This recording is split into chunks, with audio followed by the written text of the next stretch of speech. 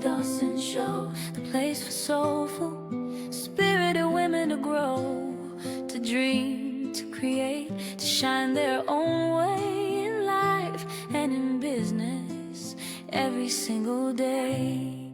Friends, today we have a really important podcast episode to share with you. Today we're going to talk about what to do when hard things happen.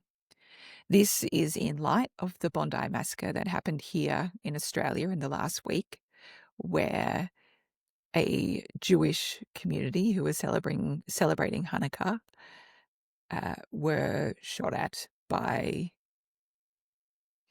terrorists, and at least 16 people have died. We didn't want to make this just about Bondi, however. We want to talk about what to do when hard things happen. And our intention for this episode is really about how we can be both good citizens, good friends to our neighbours, and also good stewards of our own mental health as well. So I'm joined today by my dear friend Tam. Tam, thanks for being with me on this episode. Thank you. And, I agree it's an episode that we don't want to have to make, but it is really important to talk about this stuff. Mm-hmm. So, yeah. So firstly, we all across Australia and across the world are experiencing waves of feelings, including grief, trauma, and shock. And if you are Jewish or Muslim, you will be experiencing even higher levels of these feelings. Of course, for anybody who is dealing with difficult things politically, you will be having your own experience. And if you are somebody who is even more vulnerable, we are thinking of you during these times as well. So I remember some years ago, we were living in Cairns and a really, really difficult situation happened. And I'm not going to share about what it is, but it was an awful, awful thing that happened that resulted in the loss of a number of lives.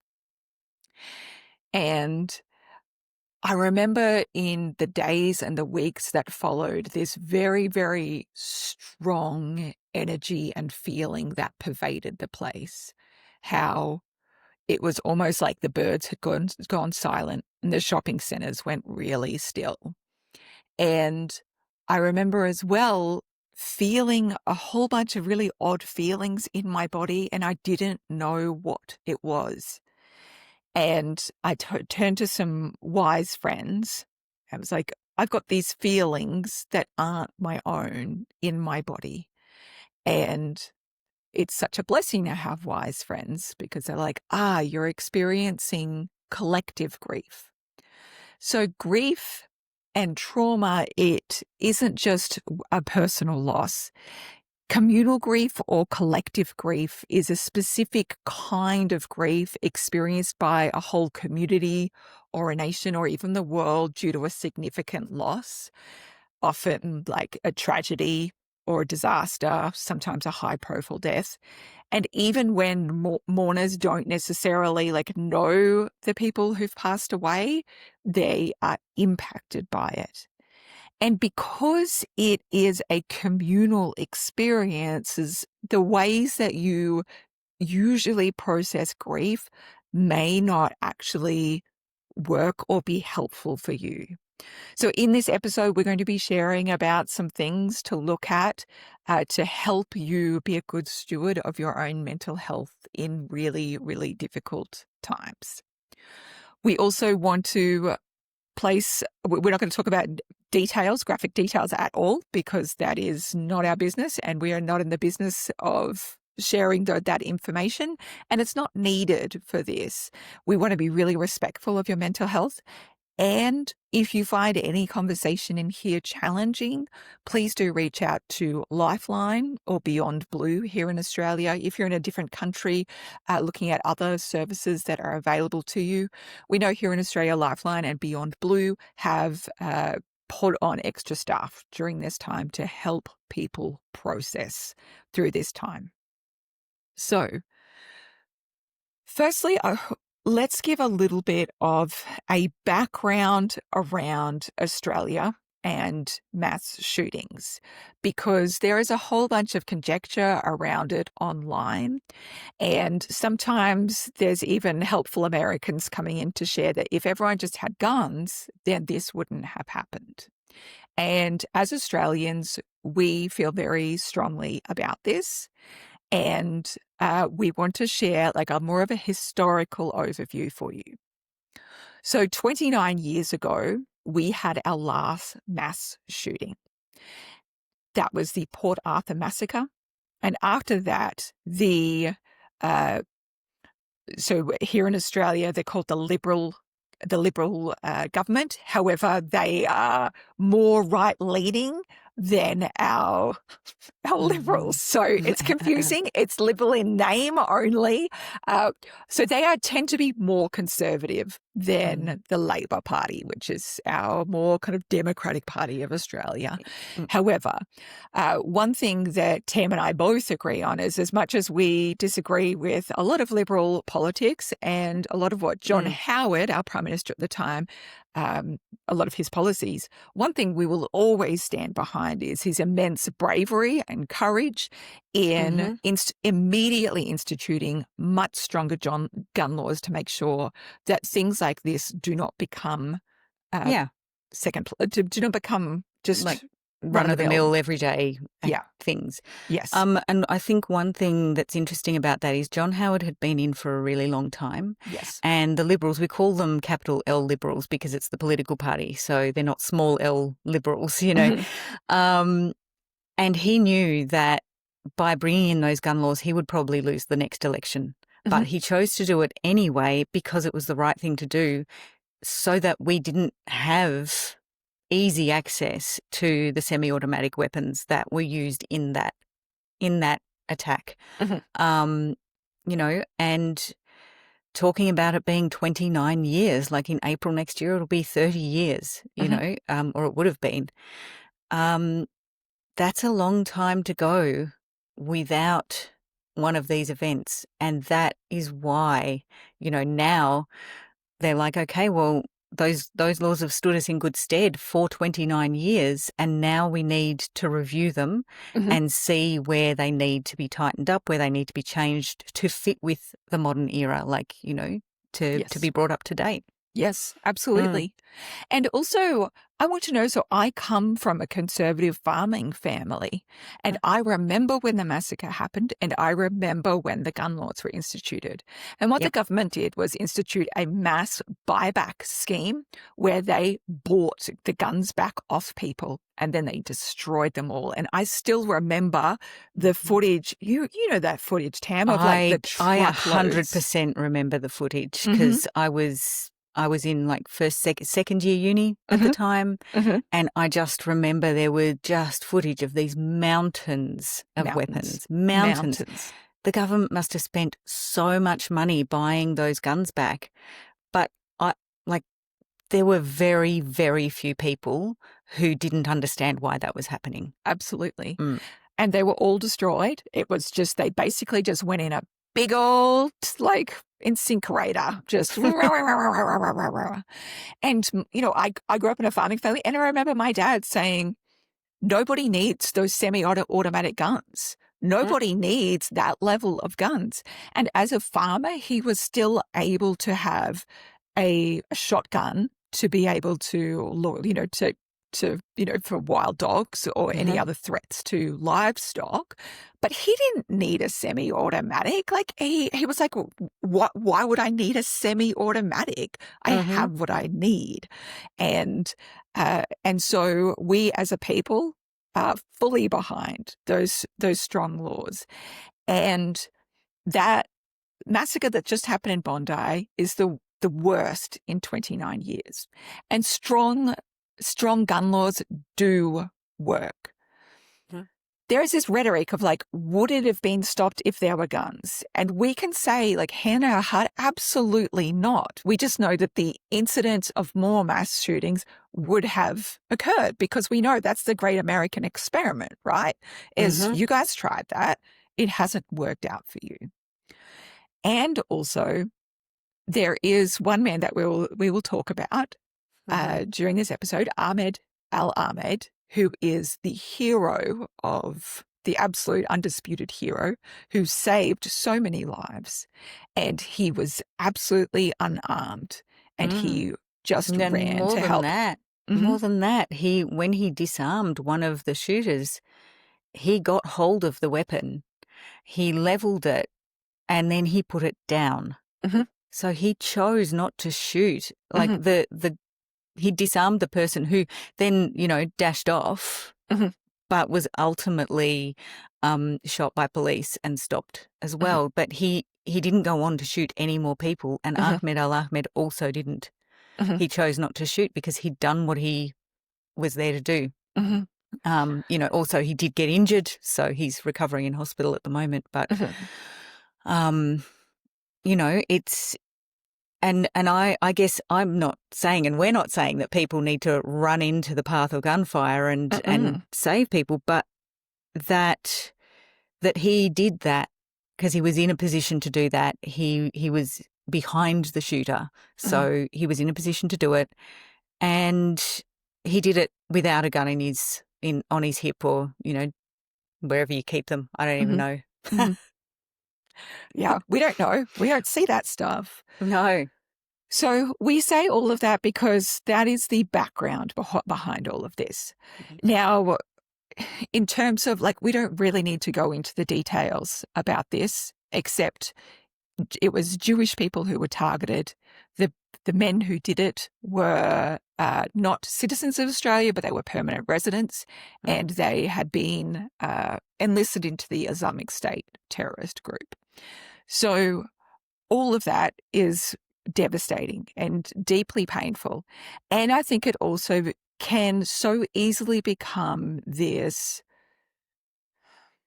awful conversation about Jewish versus Muslim, when in fact it's not. It's a terrorist event. And the very fact that Ahmed Al-Ahmed is a Muslim man who stopped the Muslim extremists from shooting the Jewish people. And that gives me goosebumps all over because that is such a powerful remedy all over. Yeah, every time. Every time. So let's talk about how to deal with these kinds of events. So we want to give kind of that background of it and base the rest of our conversation around that information for people who didn't know. So when it comes to these kinds of events, there is a natural human instinct of ours to want to find out all the information.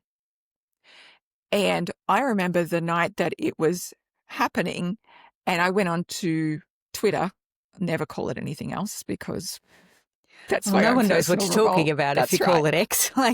Yeah. And immediately was confronted with a whole bunch of imagery and videos that I did not want to see and that I did not consent to see. And so I was like, right, I'm turning that off. So we as humans are not designed to cope with 24/7 streaming news. We are not designed to cope with that level of information.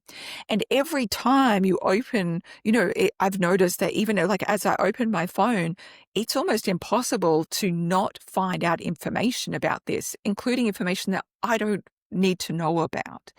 It's human instinct to want to know all of the details. However, what ends up happening is it deeply impacts our nervous system. It deeply impacts our mental health, and it's not healthy for us, and it isn't helping anyone. So in times like this, as much as there is an inclination to want to get all of the details, because we think if we have all of the details, then we'll be safe. That's kind of a safeguarding mechanism for us. Yeah.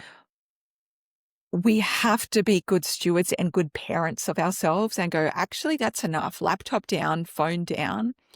What's most important here is human connection, being out in nature, loving on the ones that are around us, and coming from a more regulated nervous system. We Yeah. also have to be really mindful about the fact that you actually can get visceral PTSD just from viewing footage of these kinds of incidences. You can actually have a kind of traumatic event to your nervous system that it's not minor. And the fact that this is so readily available to us now, it's more important than ever that we go, actually, that is not for me. I need to be very, very careful about this. I think some people think, well, I should be able to see what happened. I should find out what happened because other people had to see it and more information is good. And it's just not the case. We do need to be good parents to ourselves. Yeah. And there might be times where you do have a bit more resilience and you have capacity to know a bit more and that kind of thing. I know in our house we have conversations around that because on Sunday we were coming back from a celebration for my husband's birthday. And when we got home, I checked my phone and I went, oh, there's messages about Sydney with heartbreak emojis going on. And I said to my family, something has happened in Sydney. I'm feeling like I have capacity right now. I will find out what's going on and I'll let you know if you'd like me to do that. If you've got capacity, then okay, but I'm happy to do that because I'm feeling okay. Or I'm feeling not okay, but resilient enough to know that something bad is happening and I can face whatever it is and let you know. So we had that arrangement and I found out and I just kept my family apprised as news rolled in. That doesn't mean I sat online watching things over and over. I went to a trusted news source and I looked at their breaking news and I read the facts as they were at that point in time, and that was, very soon after it happened. And I relayed it to my family and I said, look, I'm going to check in another hour and a half, 2 hours, and then I'll check again before I go to bed and again in the morning. So that's what I'm going to do. Let me know if you don't want me to tell you stuff, or let me know if you want to know. So we kind of had that arrangement, which felt good. And I did later that night go, yep, I'm at capacity after those 2 checks in. And particularly in these instances because, of a family history. My grandparents on both sides were caught up in the Holocaust. And so while we are not Jewish ourselves, in my family, we do have an echo of that trauma through our family lines. So, I went, okay, I'm at capacity. So in the morning I was like, right, I can't check right now. I will check soon. And it is a privileged position, but it's also so that we can be there for other people. I have Jewish friends. So I was like, I just need to know the bullet points so I can, interact with them in a careful and meaningful way, and hold them and know what I'm dealing with here, what I need to add my love to, how I can help. So yeah, and I think one thing that I've got in my head that I need to get out right now is if you do see things or experience things, and it doesn't have to be firsthand. Like if you are firsthand in a traumatic incident, or if you feel like you've just gotten stuck and you're watching the videos and they're going over and over and over and you feel like you're getting traumatized, there is actually very good research out there that says if you download and then play Tetris, the game that we all know from, if you're our age, from your childhood, Tetris, if you play that within 24 hours of that traumatic event or being exposed to those traumatic images, it can help reduce the instance of PTSD. And I was looking at a psychologist's kind of article about it because I was like, oh God, I might have to recommend this. And I wanted to point people somewhere. And she actually made a really good point. She was saying, make sure it's a version of Tetris that doesn't have like a ghost piece that shows you where to put it. It actually has to be the original Tetris where your brain has to figure out where that bit goes. So it's something to do with turning the shapes around in your head that puts the memories in some form that you can actually cope with. So, yeah. That's a really good point. Tetris, 100%.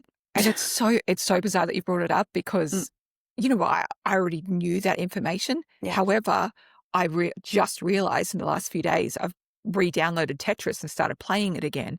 And it was not a conscious thing. It's just that in a stressful circumstance before, I would play Tetris at night going, okay, I'm just going to process it.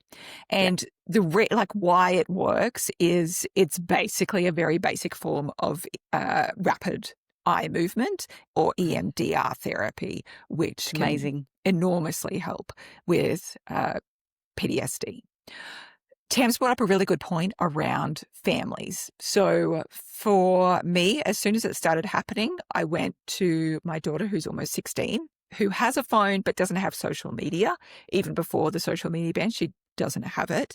And I just said to her, look, honey, there's something that's happened in Sydney and there is some footage going around. So can you just be really careful about looking at any videos or news sites tonight? I'm happy to talk to you about it and tell you what's happened, but I just don't want you to see anything that's see anything. And she said, okay, yep, I'll make sure that I'm not doing any of that. And then she wanted to have a little chat about it. And so we talked about it at kind of an age appropriate level. It was brought up in front of my 11-year-old daughter as well, and a few days later. And I think it was useful that it was a couple of days later because my husband and I had both had time to sort of process and digest and not come from a really freaked out place ourselves. And she said, what's happening? What's the thing about Sydney? And so I was able to explain it to her. I gave her very minimal information, just the bare facts of like, this happened. It is an isolated incident. It will not, we don't want it to happen again. It's not near us because she needs to make sure that she feels safe in her body. And then we went on to talk about making sure that we look after our Jewish and our Muslim friends during this time as well. And that was enough of information. She doesn't need to know all the details, just make it age appropriate. And also because when she goes back to school, you know, she does have friends who are Jewish and she does have friends that are Muslim, and to be able to, you know, have some kind of understanding around it and way that she can support them is good. So cautioning teenagers about social media use is really useful. With communal grief as well, important things to know about communal grief is that one, it can be a hard thing to experience because it can feel like something that is not yours, that is in your body anyway. And that is a part of being in the community. And doing rituals, whether as a community or individually, is a useful process to help digest that. So things like vigils, flowers, prayer, those things can all help. Having your own altar. One thing that my husband's family has always done, which is something that we've taken on doing, is that when somebody dies or a tragic event happens, we gather some wildflowers and we go to the river and we put it in there as a prayer for a blessing. And we can also see how the people of Sydney and the people of Bondi are engaging in those shared rituals as well. And the thing about collective grief is that it actually can help to strengthen bonds. It can help validate feelings, and it can counter the isolation that's often felt when grieving. So it can also help foster even more collective healing and identity when done correctly. I want to make sure as well that if you know that you are a particularly empathetic person, highly sensitive person, somebody who picks up on other people's feelings or takes on other people's energy, really making sure that you aren't taking on other people's energy right now, because you energetically can't process it for them. You're not doing anybody a service, them or you, by picking up other people's energy. So making sure you're doing a process of noticing where other people are in your energy, gently shifting them out of your energy, and either giving that to nature, giving that to eternal source, or giving it back to them for them to digest themselves, because your body can't process other people's energies or feelings for them. Yeah, absolutely. And I used to approach this with a bit of, oh yeah, my energy will look after itself, Mhm. because I sort of thought, oh, I'll just trust it'll be fine. But, that did not work out the Mm. way that I thought it would work out. And so I just want to say, be really conscious of it. Just actually take the 5-10 minutes to be by yourself. It can help to put a hands on your body, your heart, your belly, like just, really kind of make sure you can feel your own boundaries and really calling that energy back. It's not your fault it's out there. It's not anybody else's fault. They haven't tried to take it. It's just a result of you having enormous empathy and really wanting to help, and seeing a need in other people and wanting to help that too. And that's wonderful, but you can help better. And we're going to talk soon, I think, about how we can actually be helpers in these situations if we have capacity, but you will be more able to help if your energy is with you, Mhm. than scattered all around the place. And it can be in thoughts as well. Mm. I noticed for myself, I've had to bring my energy back twice this past week or so. A few days even. It feels like much longer, but it's been a few days. And I've had to bring my energy back twice. And, it's just that thing of no, I can help better when I'm clear-headed and I'm not scattered, and I can make clearer decisions and, just see where the help is needed. Mhm. Mhm.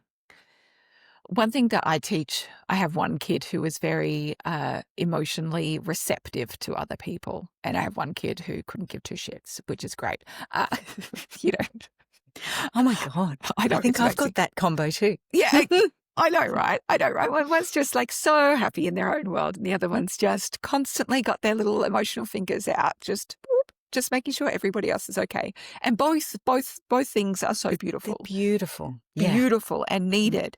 And the thing that I have to teach with the one who's so emotionally receptive is noticing the edge of her energy. And Mhm. so I'm often getting her to visualize kind of an egg of light around her that goes out as far as her arms stretch, and Mhm. saying, this is your personal space and this is your personal energy. And you are allowed to be in your own energy. You are allowed to be okay even when other people are not okay, Oh. because that is a wounding that so many people carry, especially women, that we're taught we Mhm. have to regulate other people, we have to take care of other people constantly, and we're not allowed to be okay in our own bodies. What a gift you are giving that child. I just have to say that, because at my grand old age of 48, I have just learnt that now Mhm. and taught it to myself with the help of my psychologist. It has been decades of work to get to that point, and to have that as a child Mhm. is a huge gift in there. Mhm. Mhm. And yeah, so also don't feel bad if you're 48 or above and haven't learned that yet. It's okay. We can still learn. We can learn. We can still learn. We can still learn. And for me, it's like the opposite. I'm always joking, I have to actually work out what other people's feelings are. It's like, really? You what? Okay. Oh, Oh, okay. is Take little that? notes. Yeah. How to be Anthrop- human. Anthropological notes here. Exactly. Woof. Exactly. Exactly Yeah. that. Mm. So making sure that you're not taking other people's energy on. Mm. Also, this saying of always look for the helpers, and we want to exonerate and hold up the helpers in this realm. We want to hold up Ahmed, who, I think of him just what is in his heart to go, I will run towards the source of the pain and stop it for other people. Like there's some kind of earth angel aspect to that that I am in awe of, that man's courage and bravery and the lives that he saved. Also, I want to make note that, he was shot in the arm. He is recovering in hospital from it, and over $2 million has been raised by the Australian public. It's probably more than that now, in gratitude for just being an earth angel in that situation. Yeah, absolutely. And I know that the New South Wales State Premier, Chris Minns, went and visited him and sat on the edge of his hospital bed and had a chat with him. And I know that our Prime Minister, Anthony Albanese, also went in and shook his hand and thanked him for saving lives. These are genuine thanks on the behalf of the Australian people to this man who, he saw something and decided to do something about it. And that is not to take away from people who were running to safety. Yes. Yes. That he decided he had a moment. And I know from interviews that I have read, I was being very careful not to watch too many videos, but I can process words a little easier in these circumstances. And where he came from, he was at one point in the police force. So he had a little bit of knowledge, but he was unarmed. He wasn't wearing a bulletproof vest. He wasn't, but he was in between some cars and he was behind the person and kind of went, I think I can do this. And just went because he could see where they were shooting and he knew it was a terrorist attack and he, but yeah, just enormous the bravery gratitude of that man. Enormous gratitude to that man. And what a blessing to have a Syrian refugee be just the most enormous blessing to the Australian community. We could not give more thanks. We want to also pay our respects to the First Nations people, the Bidyagal, the Birrabirragal, and the Gadigal people who have shown so much love and compassion and have held healing ceremonies for the people who are affected. They are the traditional custodians of that area, and the grace in which they have given their love and protection and healing for, on unceded land. What incredible grace, what incredible wisdom, what incredible compassion. Of course, the first responders. We've heard the stories about surf lifesavers who heard the shooting was going on the beach, and they also saw people struggling in the surf who were looking at drowning, and they did their job. They went into the surf. They didn't run. They ran towards to help even more. We've seen the footage of the surf lifesaver who ran kilometres barefoot to bring medical aid to people who were needing it. The people who took strangers in for refuge, people who died protecting others. Vigils are happening all over the place across Australia. Recently, we up where I live, because I'm in Melbourne, Australia, it's in another state. I know that locally I saw on a local social media kind of post someone saying, there's a Jewish community group where I live, and they got together. They informed police of what they were going to do, but they got together the next day to light their menorah in public, to show up as visible Jewish people in the community, and so they banded together and did that, with supporters and supportive community around them. So it's not just in the spot where it happened, it's Australia-wide. Events are happening to help people through this. And even right at Bondi, which is really, it's one of the hearts of Australia. It's the beating beach heart of Sydney and Australia. And a human circle was formed out in the water. Hundreds and hundreds of people swam out to form a circle and hold hands out in the water as a symbol of unity. You will not take our community from us. You will not divide us. All of this truly is an act of love, and that is what we look to. 100%. Yeah. So let's talk about ways that we can actually practically help as well. So we can be good stewards of our own mental health and make sure that we're stewarding our own bodies and our families and the children in our care as well through this, and also some practical ways to do this as well. So almost immediately, the call went out for those blood donations because of the strain that the medical system was suddenly under. There were, blood stocks being flown from other states to Sydney to be used, and that means that there's a shortage. So I think one of the really practical ways to help was for people to give blood, and everyone woke up the next day to lines that were kilometres long outside the lifeblood centres, the donation centres nationwide. And people waited up to like 6-7 hours just to get to the reception desk. The server crashed for bookings online.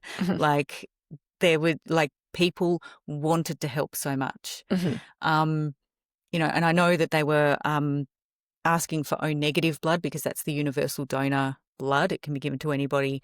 And so I was like, well, that's me. I've got O negative blood. But there are no appointments available. Like, they're all taken. So I've actually booked in for a couple of weeks' time. I've never donated blood before in my life. But the fact that this has created such a shortage means that they will still need that blood in a few weeks' time. And I think it can be really easy to feel, oh my gosh, I want to do something immediately. I want to do something now. But we can still be useful a few weeks down the track. We can still be useful and still be thoughtful in these situations a few weeks down the track. So yeah, I'll be rolling up my sleeve. In the new year. Bless you. So blood donation services pretty much are asking people, please come in a couple of weeks' time, because and also the people that were shot and are still going through recovery processes as well, they're going to still require blood in the coming months as well, and it is a strain on the blood service. So they're looking at if you could do it in the new year, that will be enormously helpful. There are monetary donations that are being received for various funds as well. Things that we can do as well is to advocate and support stronger gun laws, because who needs a semi-automatic? No one does. No one does. We can refuse as well for this to be degenerated into Islamophobia and anti-Semitism. We can make sure that we protect both groups, because I feel like, of course, Jewish people would be feeling very vulnerable and scared right now. Absolutely. And I feel like the people who are Muslim will be afraid that there is going to be some kind of backlash against them. And that should not ever be the case, because, say, for example, one evangelical Christian extremist should not be, if they do something awful, the whole Christian community shouldn't be slurred with the same brush of prejudice, because it's extremism and terrorism, and that is not what we're after. We also want to make sure that, we are very strong about what we do stand for as a people. Here in Australia, people should be able to celebrate their religions in peace. They should feel like they are safe to be in this world, and that they are valued members of our community, both Jewish people and Muslim people as well. And I think that's really very important, because it's tempting in situations like this to say, oh, it's evil, And we kind of use evil as this blanket statement. Yes, the act itself is evil, but the people doing it quite often are just ordinary people who have, you know, gone down some kind of rabbit hole Mhm. and been, you know, have become extremist in some way. Mhm. And when we figure out what we stand for as people and what we won't stand for, it's so important to understand that ordinary people can have this happen to them where their minds just, are skewed a certain way. Yeah. And so it's so important not to look away from and shy away from doing some soul searching and saying, okay, yes, we stand for unity. Yes, we stand for this.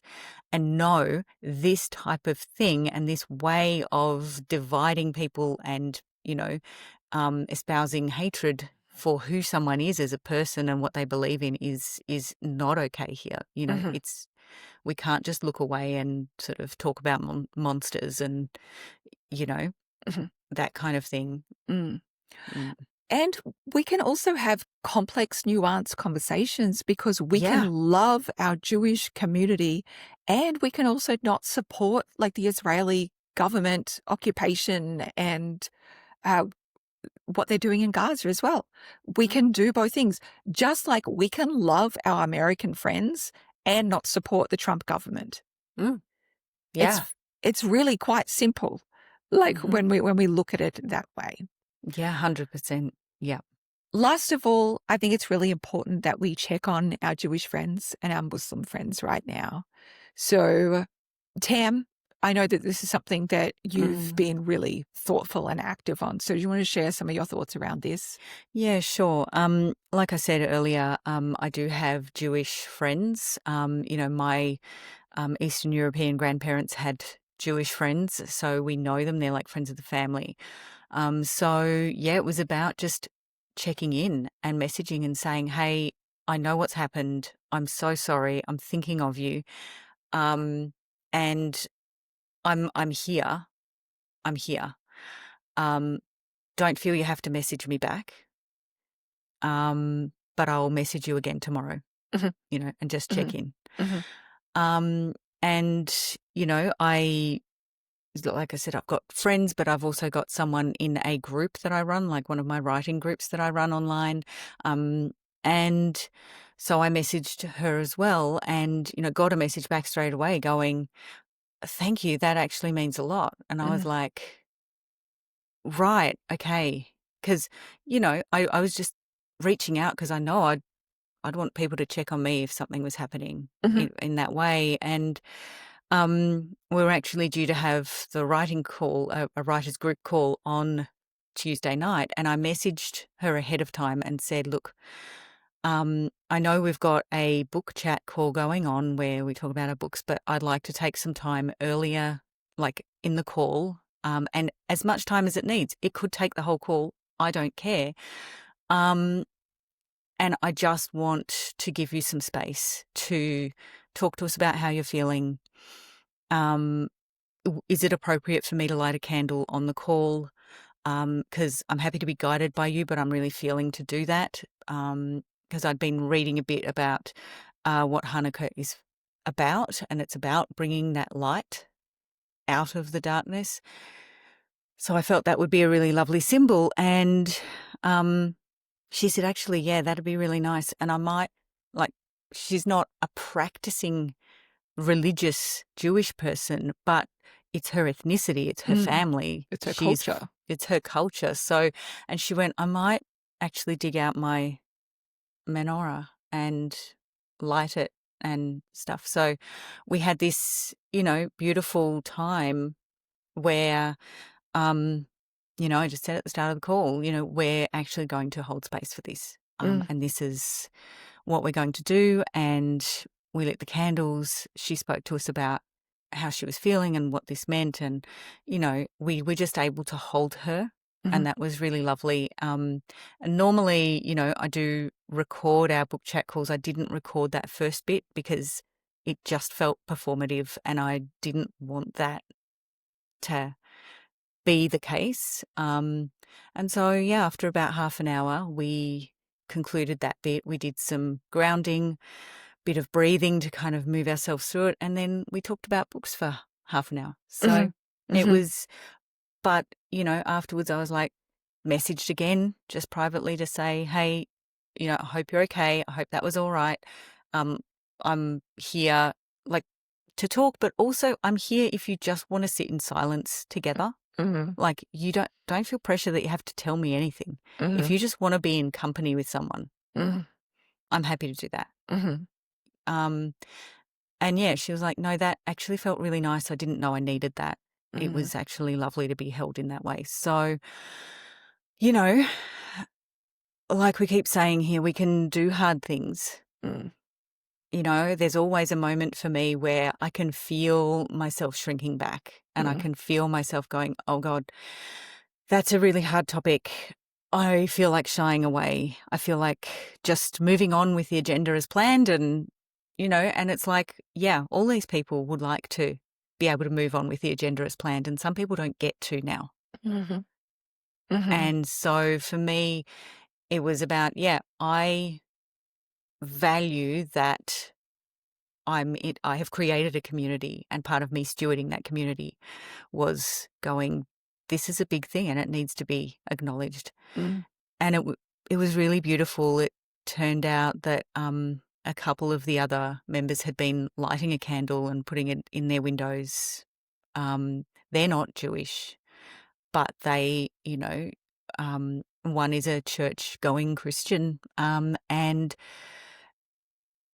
she just said, I have been reading the Old Testament and I have so much respect for what is this ancient religion.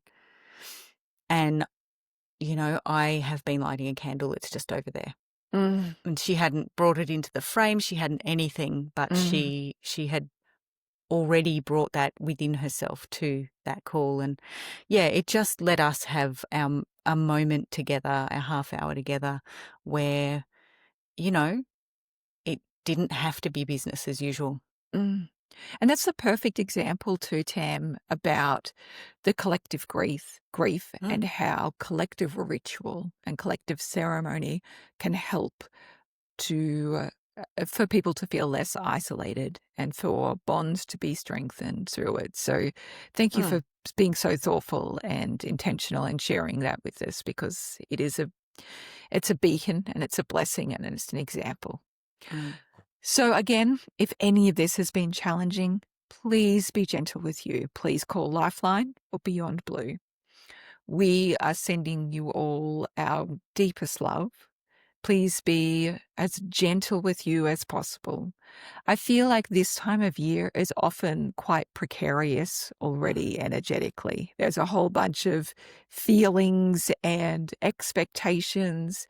There's also the disappointment and the heartache of things that have already happened that year, whether it's personally, politically, societally. And so we can feel extra vulnerable during this time. Please know that you are loved and that you are an important part of this circle and that we are all grateful that you are here in this world. We're sending you so much love. Blessed So much be. love. Blessed be always.